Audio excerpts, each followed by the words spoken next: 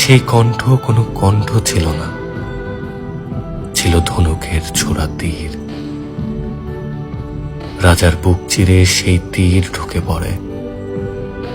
মধুর কণ্ঠস্বরের অধিকারিণী রাজকন্যাকে দেখার জন্য রাজা আগুন জ্বালায়।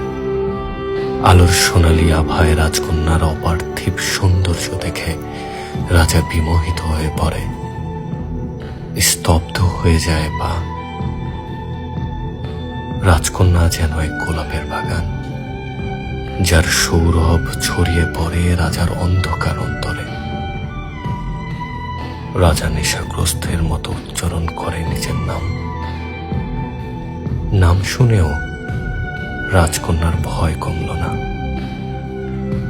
পালিয়ে গেল অন্য কামরায়।